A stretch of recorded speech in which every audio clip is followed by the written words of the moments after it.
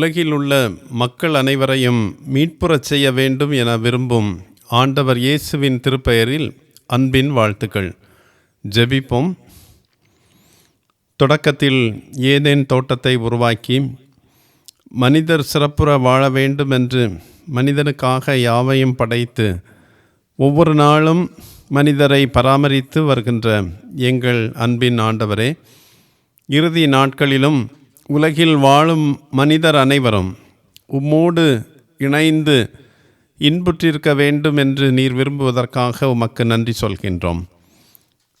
தரிசன நூலில் 6வது முத்திரை உடைக்கப்பட்ட பின்பு நிகழ்கின்றவற்றை இன்றும் நாங்கள் தியானிக்கின்றோம். நாங்கள் தியானிப்பவை எங்களுடைய வாழ்வுக்கு வழிகாட்டட்டும். இயேசு கிறிஸ்துவின் பெயரில் கேட்கிறோம் சுவாமி, ஆமென். 6வது முத்திரை உடைக்கப்பட்ட பின்பு 7வது முத்திரை உடைக்கப்படும் வரை ஒரு பெரிய இடைவெளி ஒன்று வருகின்றது. இந்த இடைவெளியில் யோவான் முத்திரையிடப்பட்டவர்களின் எண்ணிக்கை 1,44,000 என சொல்ல கேட்டார். 7ஆம் அதிகாரம் 9, 10 வசனங்களில் ஒருவரும் எண்ணக்கூடாத திரளான மக்கள் கூட்டத்தை காண்கிறார். ஒருவரும் எண்ணக்கூடாத இந்த மக்கள் கூட்டத்தினர் யார்?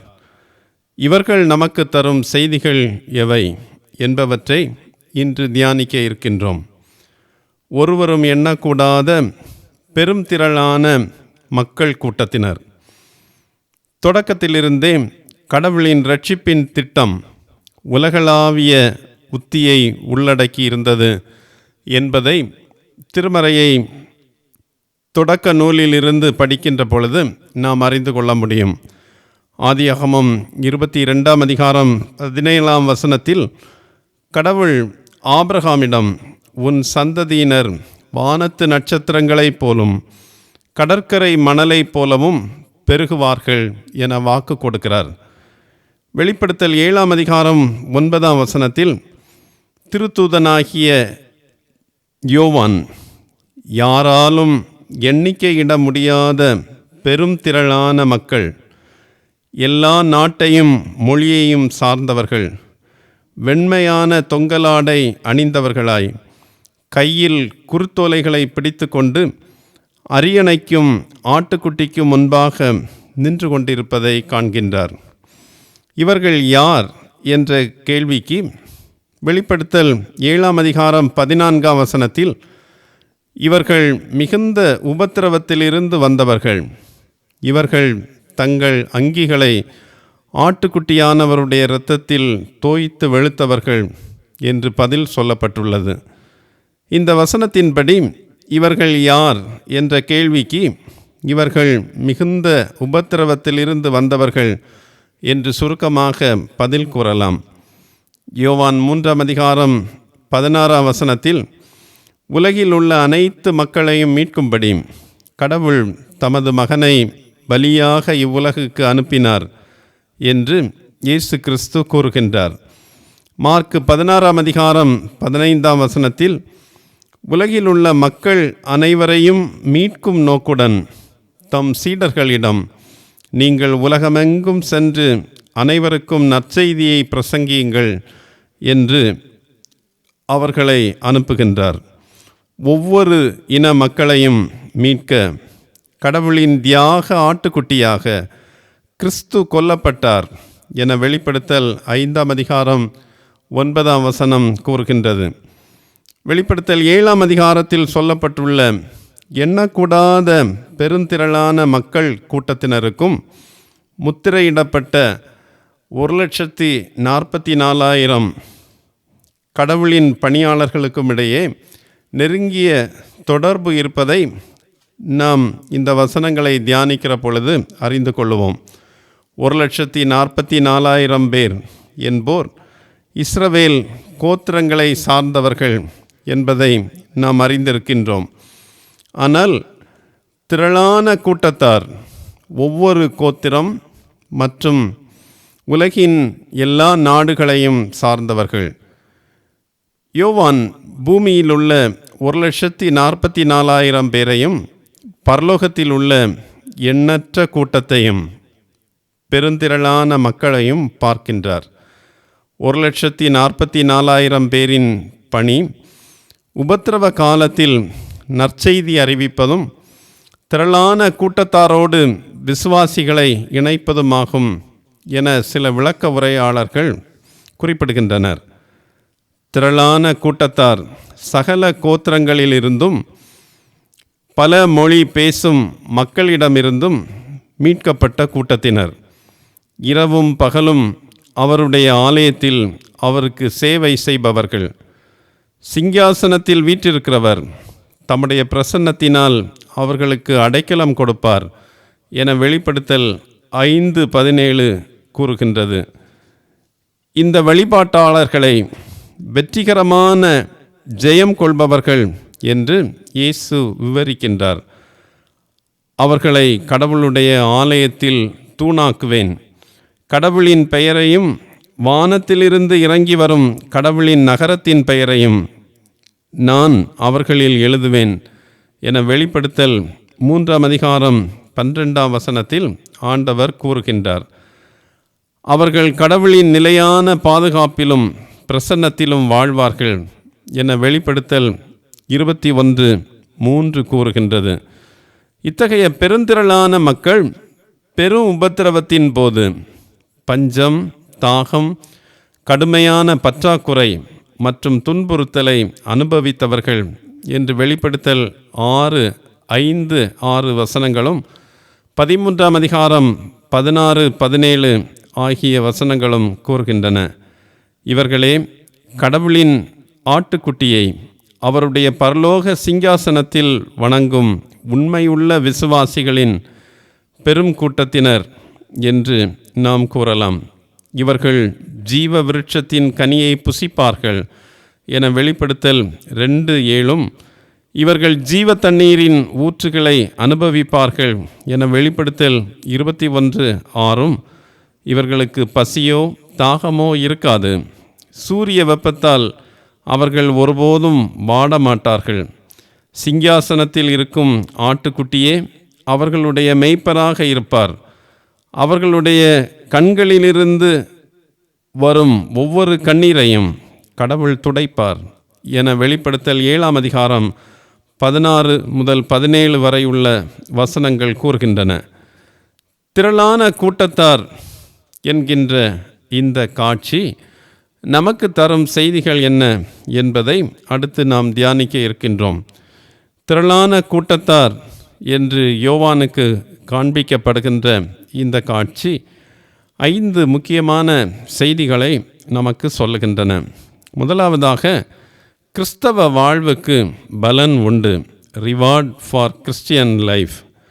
உலகம் கண்டிராத ஒரு பயங்கரமான காலம் விசுவாசிகளின் மீது வருகின்றது. அவர்கள் அந்த பயங்கரமான காலத்தில் வரும் துன்பங்களை பொறுமையுடன் சகித்தால் அவர்களுக்கு பலன் உண்டு.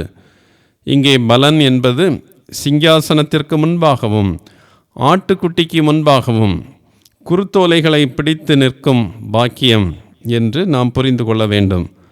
அவர்களுக்கு கிடைக்கும் மகிமை மிகவும் மதிப்புக்கு உரியதாக கடவுளின் சிங்காசனத்திற்கு முன்பாக நிற்கின்ற மிக மிக பெரிய பாக்கியம் கிடைக்கிறது.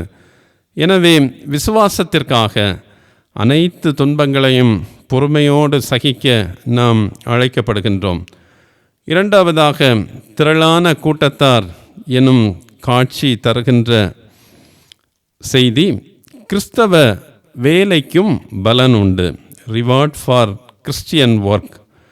ஒருவரும் எண்ணக்கூடாததுமான திரளான மக்கள் கூட்டத்தினர், தியாகிகளின் அல்லது விசுவாசிகளின் எண்ணிக்கை எண்ணுவதற்கு அப்பாற்பட்டது, எண்ணிக்கைக்கு அப்பாற்பட்டது.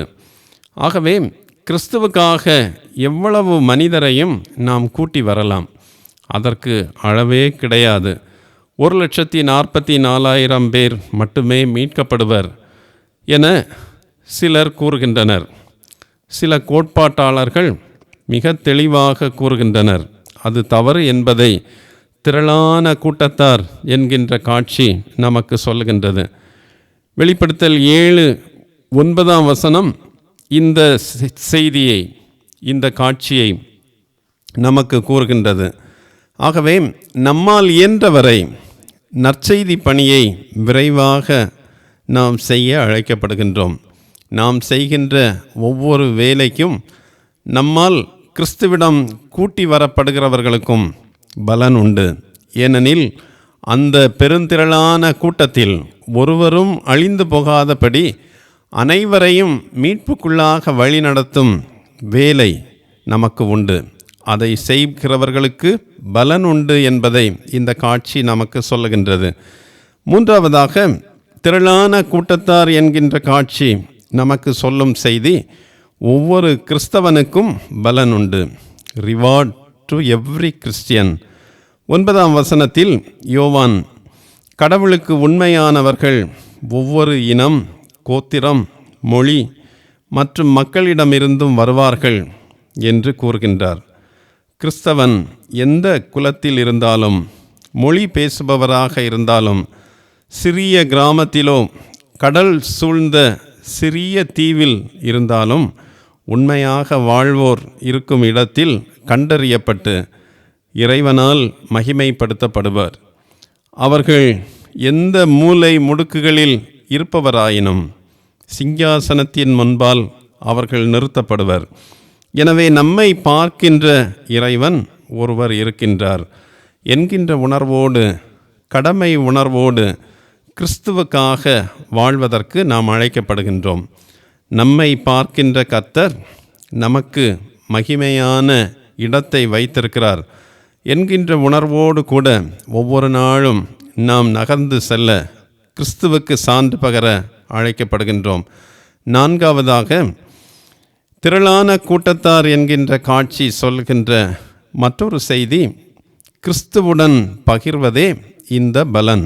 Reward will be sharing with Christ.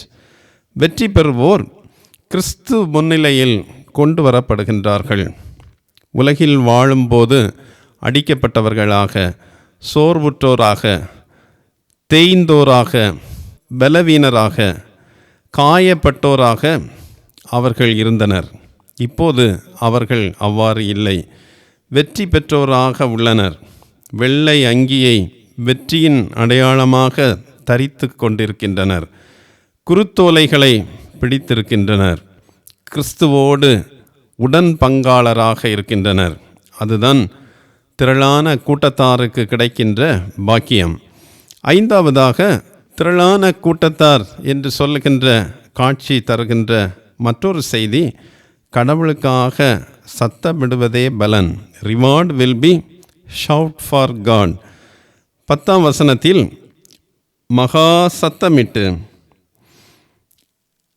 இரட்சிப்பின் மகிமை சிங்காசனத்தின் மேல் வீற்றிருக்கிற எங்கள் தேவனுக்கும் ஆட்டுக்குட்டியானவருக்கும் உண்டாவதாக என்று அவர்கள் ஆர்ப்பரித்தார்கள் என்று சொல்லப்பட்டிருக்கின்றது. இவர்கள் மகா சத்தமிட்டு கடவுளை புகழ்கின்றனர். ஏனெனில் சோதனைகள், இன்னல்கள், துயரங்கள் ஆகியவற்றில் அவர்களை வெற்றி சிறக்க செய்தவர் கடவுள். இங்கே கடவுள் தரும் விடுதலை பிரச்சனையை தவிர்த்து ஓடும் விடுதலை அல்ல. கடவுள் நம்மை விடுவிக்கிறார் எனில் நாம் சுகமாக, நிம்மதியாக வாழ்கின்றோம் என்பது பொருள் அல்ல. பிரச்சனையில் அல்லது போராட்டத்தில் வெற்றி அடையும் விடுதலை. ஆண்டவர் உடனிருந்து நமக்கு வெற்றி தருகின்றார். எனவே திரளான கூட்டத்தார் மகா சத்தமிட்டு தங்கள் போராட்டங்களில், சோதனைகளில் வெற்றியை தந்த கடவுளுக்கு புகழ் பாடுகின்றனர். கிறிஸ்தவ வாழ்வு பிரச்சனையை விட்டு விலகும் வாழ்வல்ல, அல்லது பிரச்சனையை விட்டு ஓடும் வாழ்வல்ல. கடவுளுக்காக வாழ்ந்து பிரச்சனையினூடே நன்றி செலுத்தும், சத்தமிடும், இறைவனை போற்றி புகழும் வாழ்வு. அத்தகைய வாழ்வு வாழ ஆண்டவர் நம்மை வழிநடத்துவாராக. ஜெபிப்போம். ஆண்டவரே, திரளான கூட்டத்தாரில் நாங்களும் ஒருவராக இணைந்து உம்மோடு உம்மை போற்றுவதற்கு எங்களுக்கு பாக்கியம் தர வேண்டுமென்று உம்மிடத்தில் நாங்கள் மன்றாடுகின்றோம். திரளான கூட்டத்தாரில் ஒருவராக நாங்கள் வாழ்கின்ற பொழுது இந்த உலக வாழ்வின் பலன் எங்களுக்கு பல்வேறு நிலைகளில் கிடைப்பதாக ஆண்டவர் எங்களுக்கு கற்றுத்தருகின்றேன். உம்மோடு கூட நாங்கள் பங்கேற்கின்ற, உமக்காக நாங்கள் வாழ்ந்து சான்று பகர்கின்ற, உம்மை போற்றி புகழ்கின்ற இந்த பாக்கியத்தை இந்த உலகிலேயே நாங்கள் அனுபவித்து எங்களுடைய வாழ்வின் போராட்டங்களில் பொறுமையோடு அதை சகித்து இந்த போராட்டங்களில் வெற்றி பெற்றவர்களாக நாங்கள் வாழ்வதற்கு எங்கள் ஒவ்வொருவருக்கும் உதவி செய்ய வேண்டும் என்று இயேசு கிறிஸ்துவின் பெயரில் கேட்கிறோம் சுவாமி. ஆமேன்.